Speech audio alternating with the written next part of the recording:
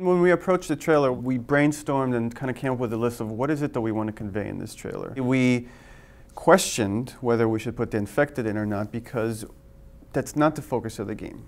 It's part of the backstory and what applies pressure, and you will be fighting these things, but it really isn't the focus. So it's like, do we leave that out of the trailer and then show it later? We didn't want to like, here's this grounded world and it only has human characters, and all of a sudden we like show a demo later or something and people see it as infected, like, oh, what the hell, where did that come from?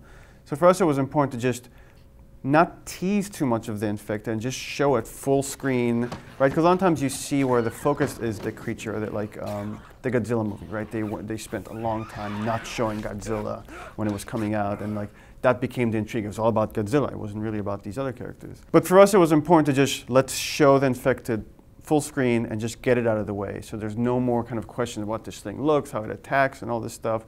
And now we can kind of focus on the characters and the human antagonism when we showed first gameplay. We're setting up a teaser trailer.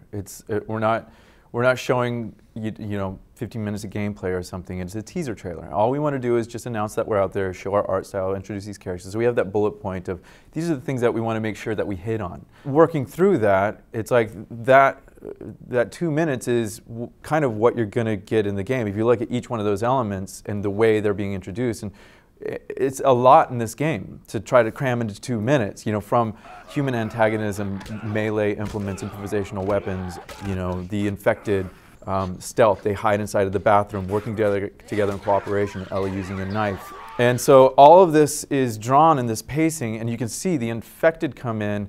Joel and Ellie are completely capable at the beginning of the trailer, and they got things pretty much wrapped up. Like, they're good.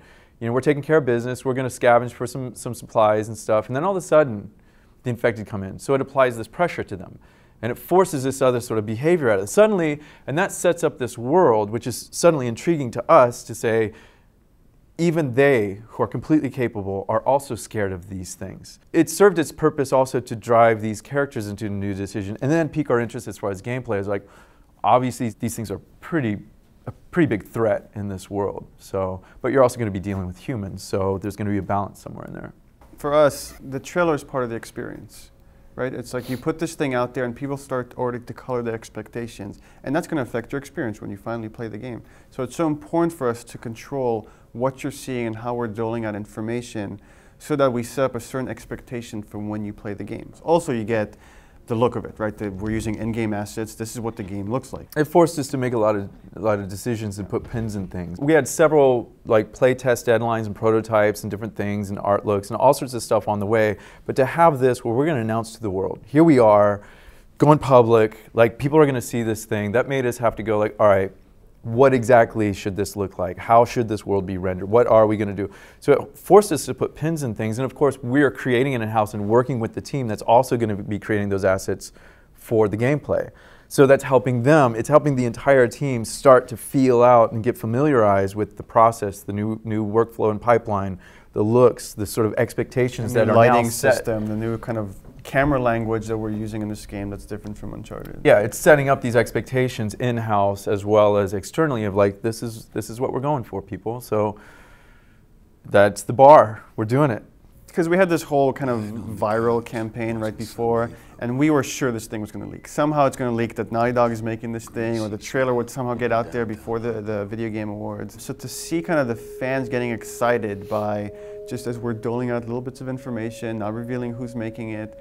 And then Bruce and I went to the VGAs. Actually, we're there with Troy and Ashley, the actors, the leads on the game. And will.i.am comes on stage and he announces The Last of Us. And just when people heard the title and you heard this like reaction in the crowd, it was like, awesome. We kind of looked at each other like, holy crap, people already know the name of this game just from like these few things that were released. And then to see they didn't have the applause sign up either. No. It was like legit. It was like. And then to like when and then it got quiet and it's like Sony Computer Entertainment presents, and then the Naughty Dog logo came up and you heard this like this gasp reverberating through the crowd, and it was like, holy crap, this is awesome. I mean, we've been working on this thing for 2 years. It's pretty special. And we're not part of a rock band where you can get up and you have that like feedback loop where like and groupies adore you and all this kind of stuff. Instead, like somebody goes to Best Buy and buys it, and then it goes online and goes like, I hated level 2, you know, and you're like this is what you get, you know. So to be in a live auditorium, you know, in a live situation and to get that feedback, we don't experience that a lot. So it was super special to be on this thing and to be working through it and wrestling with these ideas, pinning things down, and you know, finally we're able to put it out there and go like, feels pretty good. And then to watch the trailer, and there's like, trailer ends and there's this moment of quiet. I teared up. I teared up a little. I'll admit it. I cried a little, just a little bit, but felt it.